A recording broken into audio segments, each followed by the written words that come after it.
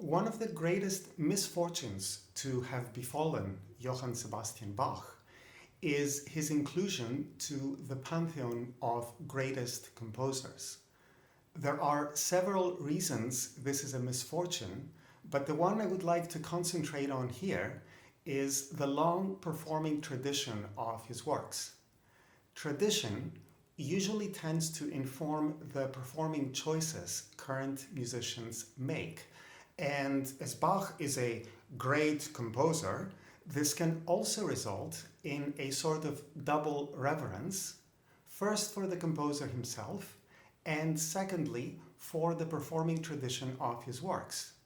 But the reverence for this performing tradition is not necessarily a good thing.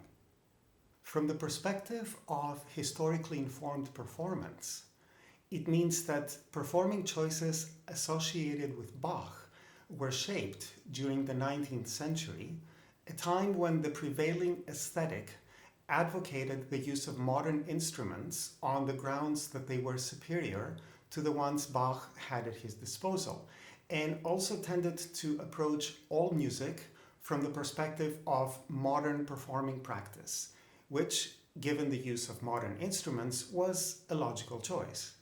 However, different instruments have very different capabilities and can therefore also influence performing choices.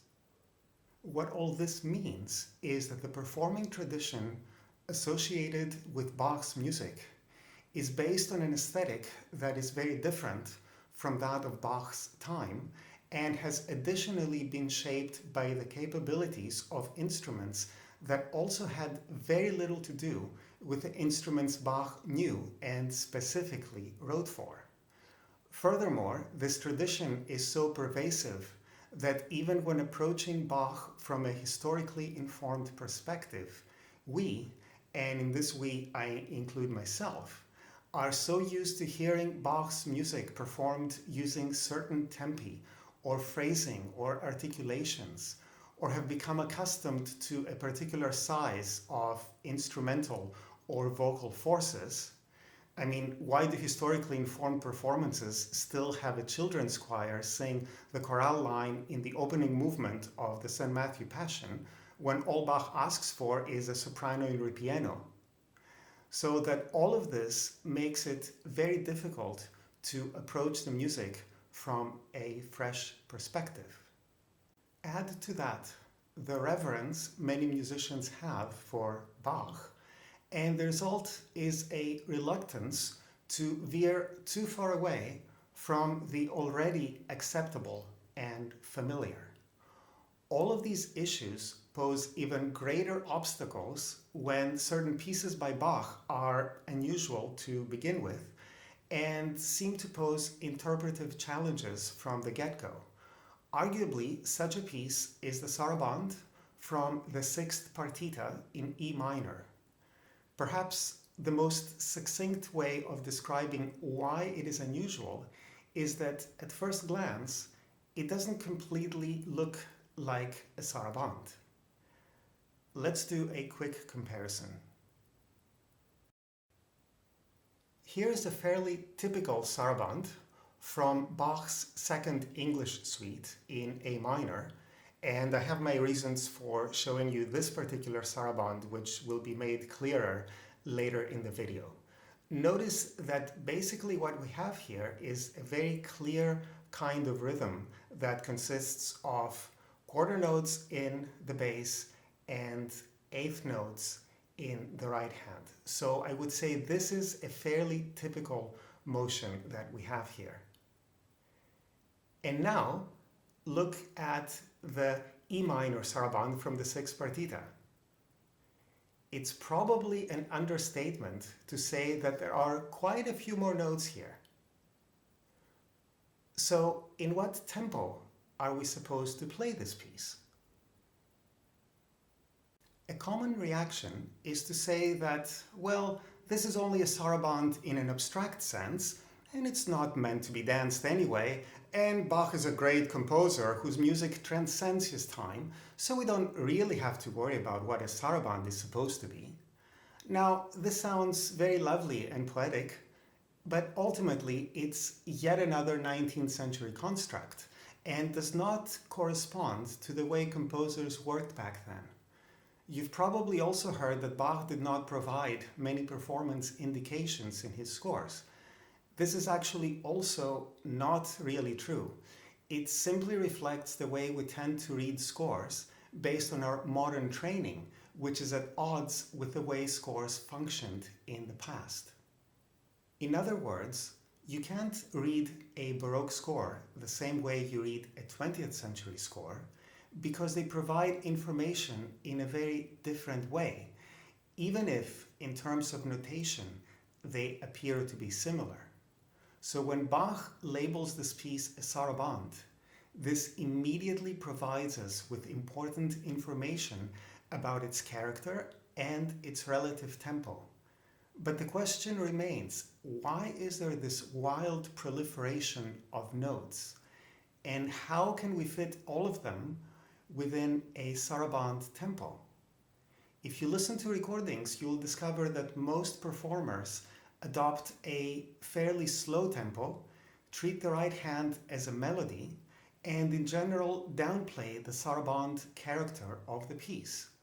Performances on the piano especially tend to present the piece in a subdued and lyrical manner, in addition to adopting a slow tempo. I believe that the character of this piece is supposed to be the complete opposite of that. There are a couple of reasons for this. The first has to do with the choice of instrument. As always, I'm not suggesting that the piece should not be performed on the piano.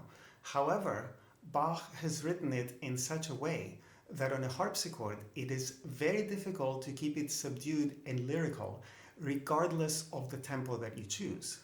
This is because Bach peppers the texture with thick chords, and since the harpsichord is an instrument whose dynamic contrasts are primarily achieved by exploiting its resonance, then Bach has saturated the texture in such a way that it is impossible for a harpsichord to be quiet. As a matter of fact, there are passages where it's almost as if he's asking for the loudest possible effects. I mean, when you have something like this,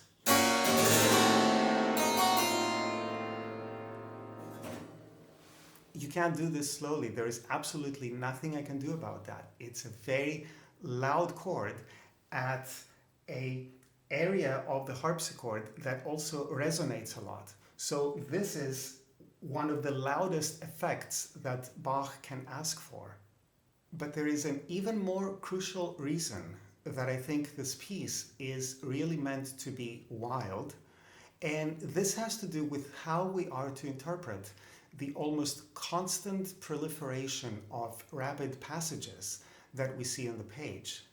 So let's see if we can make sense out of that. My point of departure is what I mentioned previously, that if Bach has decided to call the piece a sarabande, then this is telling me something important about the character and the tempo of the piece. So how do we explain the fact that it doesn't seem to look like a sarabande? Let's revisit for a moment the sarabande from the second English suite that I used as an example of a normal sarabande. In addition to the version I showed you, Bach also provided an ornamented version with a heading Les Agrèments de la même sarabande.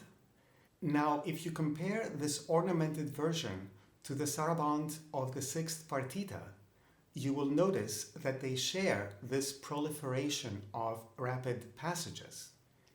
In other words, the example Bach provides on how to ornament a sarabande does not consist of adding a couple of trills here and there, but rather involves a radical transformation of the piece.